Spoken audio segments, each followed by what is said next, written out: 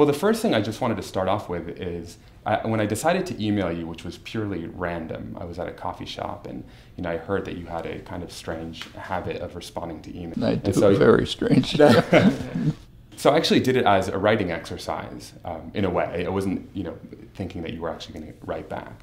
And the question was whether or not Brave New World or Orwell's 1984, which one of those was either a better book to teach or a better kind of prophecy or prediction of where we were. Guess what I might have, did I mention Zamyatin? Exactly. Yeah, because I think that's much better than either of them. Yeah. So what's your reasoning? For one thing, it's much earlier. Right. But I just thought it was more perceptive. Right. I mean, first of all, I didn't think that 1984 was one of Orwell's best works. To tell you the truth, I could barely finish it. Right. I thought it was kind of obvious and wooden. You know where it's going. He had some nice comments about Newspeak and this and that, but it was good, useful phrases. But I didn't think it was much of a book. And Huxley's is, it's science fiction, basically. Right. But Zamyatin was talking about the real world. Right. Russia, of course, so wasn't in the early post-revolutionary period. And he was discussing, I think he sensed what a totalitarian system is like. And it's a projection, but a projection from something real. Orwell had in mind, actually probably had in mind England, and England social democracy, which he thought was going off in a dangerous direction, but it's quite a projection. And anyhow, but I'd suggest reading it and see what you think. Great. Frankly, I read it about 60 years ago, so I can't reproduce it, but I know I was impressed by it. So I guess just a very basic question before I get to some other topical issues is, here I am from LA. I just kind of sent you an email. I'm interested in why you make time for, I don't want to say folks like me, but what it is about your kind of, whether or not it's a philosophy or just kind of who you are, where you're very open to people speaking with you, given your schedule and given other things it's the same, that you could be doing. Same when I'm not teaching anymore, but it was the same when I was teaching. I taught my work, professional linguistics classes, grad courses, but I also always taught undergraduate courses on my own time, on the kinds of things I write about, social, political issues, and the students who took them couldn't really get credit for a program. These courses weren't admitted into any program, so they were taking it on their own. I often taught them in the evenings, and they just opened to the community. Right. And a lot of people would come year after year because we'd always talk about new things. Right. But I think that's part of one's, I wouldn't even say responsibility. That makes it sound too august. Right. It's a normal, like, why do you talk to your children? Well, okay, it's not that it's But you only have 2 children. What if you only have 2 children? If you only have 2, I have 3, so, but a lot of grandchildren. But I'll talk to them. They'll occasionally ask me a question, but then they'll usually say something like, "Just the 5-minute lecture, please. Like, don't go off, Right. And but I mean, like I say, responsibility is too fancy a word. It's just you're part of the human race. You're something you think you can talk to people about that might be worthwhile, so you do it. Why do I run around giving talks all the time? Same thing. It'd be more convenient just to sit at home and work. What teacher has made the biggest impact on you? Well, I had a very unconventional education. For the first, till I was about 12, my parents were Hebrew teachers, so they worked in the afternoons. Teaching, and so they sent me to a experimental, kind of a Deweyite school run by Temple University, and I was there from 2 years old till high school. And that wasn't quite what you're describing, but it was a pretty open school that fostered creativity, independence. He didn't take he took tests, but it didn't mean much. Like, just to give you an example, I didn't know I was a good student until I got to high school, literally. I mean, I knew I had skipped a year, but all that meant was I was the smallest kid in the class. Nobody paid any attention to it. When I got to high school, all of a sudden I discovered you're supposed to you know, be first in your class, and you have to pass all the exams. We never had anything like that. You just did work you were interested in. You worked with other people. I mean, there was a curriculum, normal curriculum, but it was guided, you know. But so the teachers from there I remember actually. Right. But after that, there was one professor at the university, a couple of people at the university. Zelig Harris, I don't know if you know him, who right. was a very kind of charismatic person. Actually, my contacts with him were political. I mean, theoretically, I was in his department. Right. God, I didn't take many courses. And I was just about to drop out of college when I met him because it was so boring. But he suggested I take his grad courses, and I then started taking other graduate courses. And I came in contact with intellectually very interesting people. But what qualities did he have as a teacher that you really responded to? He wasn't a teacher, you know. Like our classes would be.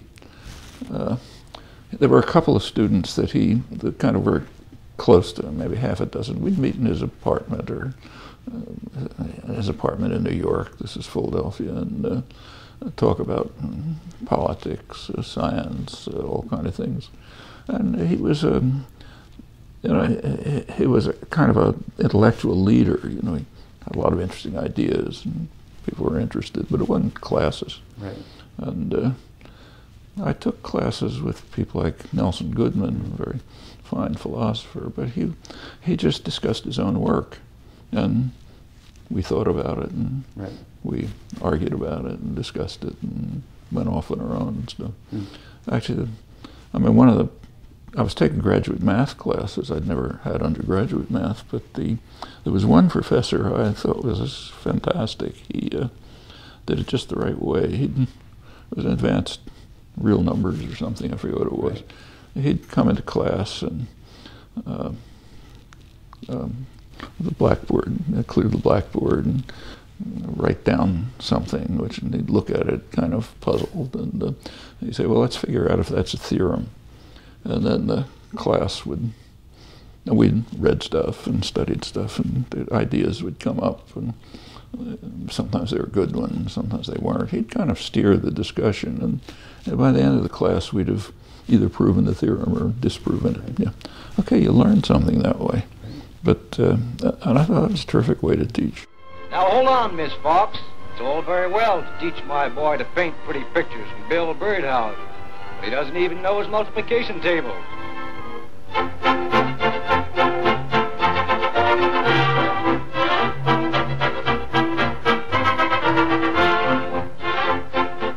For generations, U.S. youngsters went to school because they had to. And most communities boasted but one room and a single teacher with which to educate their entire and assorted progeny. Good morning, children. Good morning. The Lord is my shepherd. I shall not want. Happiest moment for the school children of that sterner era was when school let out. But for some youngsters, staying after school seemed almost unavoidable.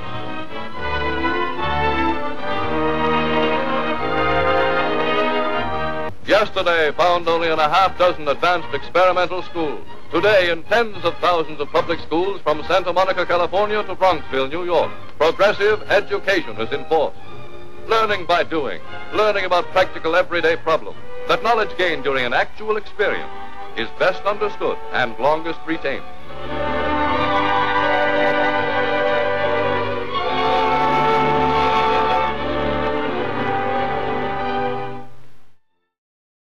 Reading Dewey, because our school, I think, in name is a Deweyite school, although, in practice, not always. And in, experience and education, he links education with, experience and memory. So does it surprise you that you recall so much more from your educational experiences that involved experience and you didn't? No, because it was exciting and you were doing things you were interested in.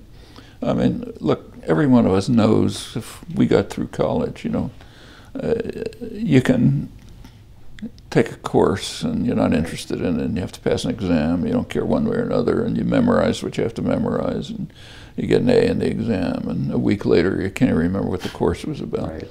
In fact, there's an image in the Enlightenment. There's two competing images during the Enlightenment about education. One of them is education is like pouring water into a vessel, which happens to be a very leaky vessel. Right. That's the take exam and forget what it was case. The other is comes actually from the guy who was the founder of the modern higher education system, Wilhelm von Humboldt, great humanist. He said education is like laying out a string along which the student progresses, and students progress in their own ways. But you've got the string. In other words, there's a structure to what the student is being introduced into. It's not like any random thing. But then they explore it and create in their own ways. But when you get to a place like MIT, Science University, it's almost second nature. Like the famous physicist here, who's a world-famous physicist, was teaching his freshman courses. He was famous for saying that if students asked him, what are we going to cover this semester, he'd say, it really doesn't matter. It matters what you discover. And I cannot move any further back, so there's no cheat here. I'm going to release it right from my chin here. You realize, as you have just seen, that the slightest push, and this will be my last lecture. I'm going to close my eyes. I don't want to see it. And I'm going to count down from 3 to 0.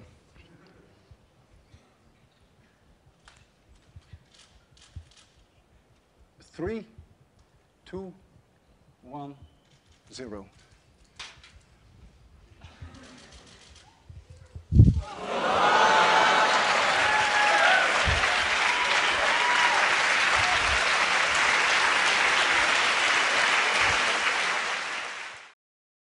I'm Noam Chomsky. I'm on the faculty at MIT, and I've been getting more and more heavily involved in anti-war activities for the last few years.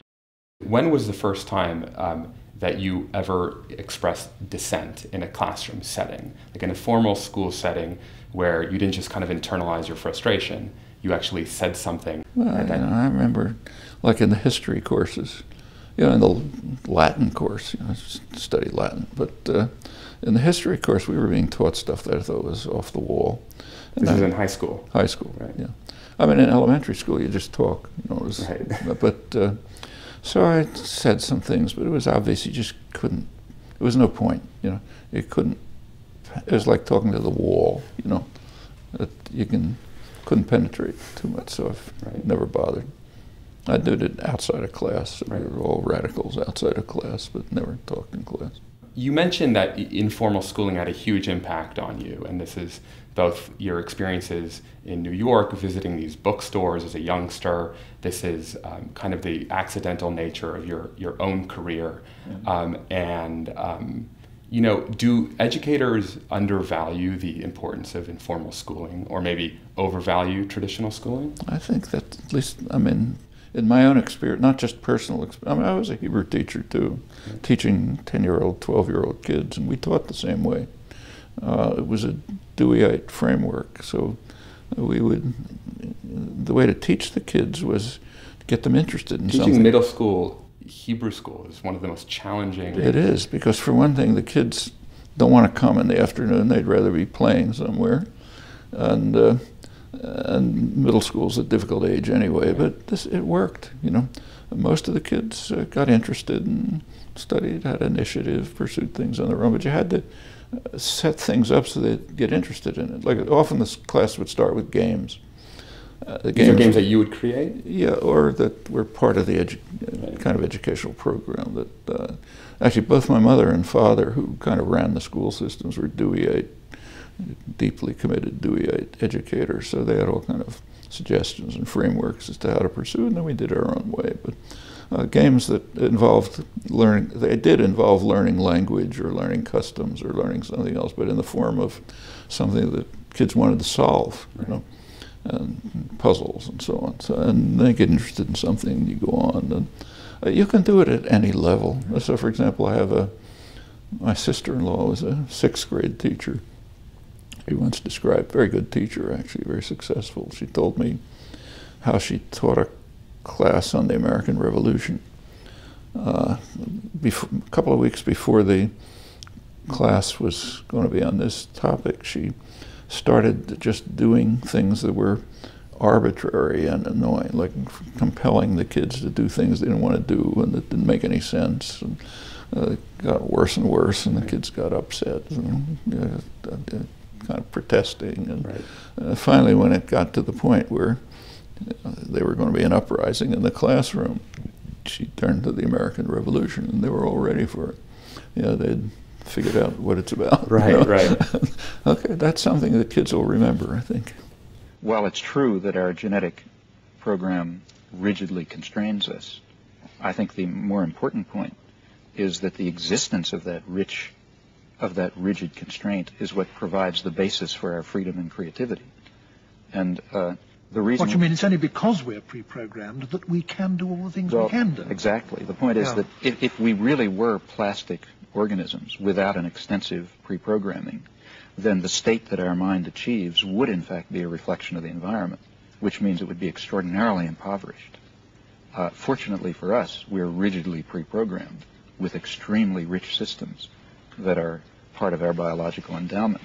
I want to just ask you about structure and creativity. So what I found most interesting about your work on language is that you correlated, creativity and the kind of infinite potential of language, with the fact that it's restricted. And I think you said it's precisely those characteristics of language that make it an effective instrument for free thought and expression seem to have their origins in this innately determined structure.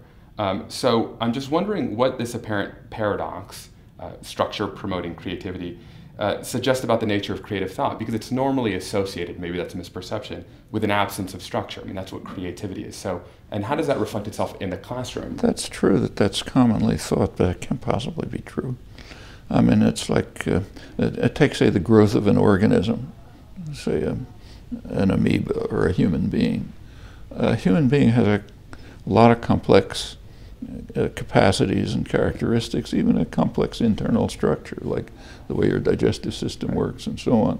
And it can do a lot of things. But that's because we're designed within a framework that allows certain options and blocks others. Right. Suppose that the genetic endowment said, become anything. Right. Okay, so arbitrarily, you'd end up some lump of something or other with no capacities and no ability to do anything. Right. It's the same with the arts. So this was understood in classical aesthetics. So if you read the aesthetic theories of the 17th, 18th century, they understood that creativity presupposes a set of rules, forms and rules. If you can challenge the rules, and it can be one form of creativity is challenging the rules. If you have no structure and no rules at all, it's like tossing paint at the wall. Right. It's not a creative act. Right. This is the value of dissonance. Well, there's got to be some structure that provides you with capacities. Right. If you don't have internal structure, this is for growth and development, but the same for, say, creative activity is.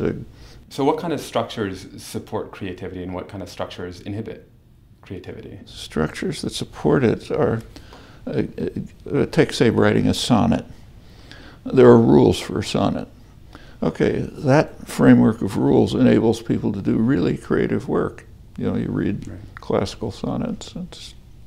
If you had no rules at all, then I could write poetry. I can't. And the structure that's there has to be, or take, say, a painting. Here too, it's been studied in the history of art by Meyer Shapiro and others. A painting is in a frame. Well, that alone imposes structure. Right. It's on a flat surface. Okay, that requires you to invent perspective. And a long time before people understood it and how to make it look like a gown is flowing. And all. Okay, that frame itself, just that simple, even that simple frame already sets the conditions under which you can carry out creative acts. In the loneliness of my life, my father dead, my brother dead, my mother far away, my sister and my wife far away. Nothing here but my own tragic hands that once were guarded by a world, a sweet attention, that now are left. Let's take like Jack Kerouac on the road. That's somehow less creative than like a Faulkner, because he had no rules. He was just emoting. He might thought he had no rules, but if you look, he did. It's pretty structured, and otherwise it's just been random sentences coming out. And it was nothing like that. It's hard to follow the book anyway. Well, I don't think it's random. Right. Serious. It's not free association. Right. Right. And if it was, it would be of no interest. Right. You know? And there's development and plot and so on. I mean, even concepts like plot and development are an aesthetic framework. Right. You don't want the framework to be so rigid that you always do the same thing, like a detective story where Perry Mason stories, everyone's the same as the last one. You don't want that, but a framework which is rigid enough to make it possible to carry out creative acts, but doesn't inhibit the creative acts. So that would be kind of like your elementary school experience, which is teachers that present information that might be worthwhile evaluating and allowing kids to independently... Yeah, or it's like this laying out the string model of education. Right.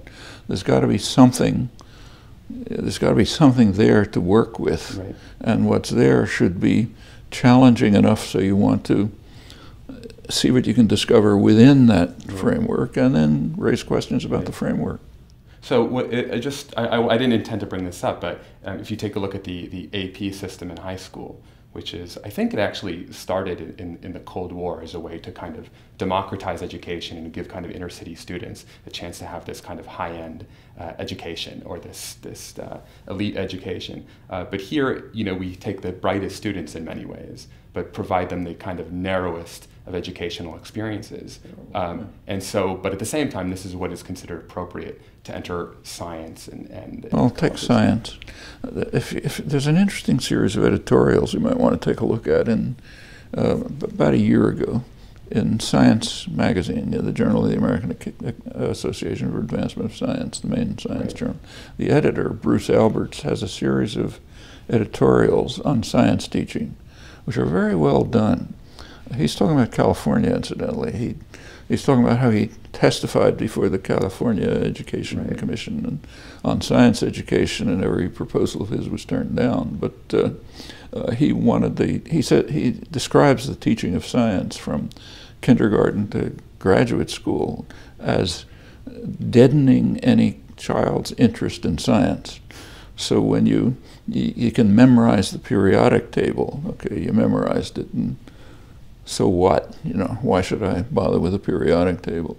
You can memorize the enzymes that do so-and-so. Okay, I memorized them and finished. That's, he described the way people study great moments, like the discovery of DNA, but they study it as it was after it's finished. So, okay, here's the answer. You lose all the sense of, and then he gives suggestions as to how you ought to teach it. And the suggestions are pretty interesting. So like, I remember he talks about a kindergarten program, which he approved of, thought it was very good. And the way it worked was, these are 5-year-old kids. Each child in the class was given a dish which had on it, in it, a bunch of objects, shells, pebbles, seeds, other things. And then they had a task, figure out which ones are the seeds. So the first thing they did was have what they called a scientific conference. The kids got together and talked and figured out ways in which they could tell what was a seed, and some bad ideas, some good ideas, and of course guidance, and pretty soon they got to experiments that they could carry out to determine which ones are seeds, and finally at the end they figured out which ones were seeds. At that point, each kid was given a magnifying glass, and the teacher cut the seed and opened it up, and they looked in and they found the embryo, and they saw what made it grow.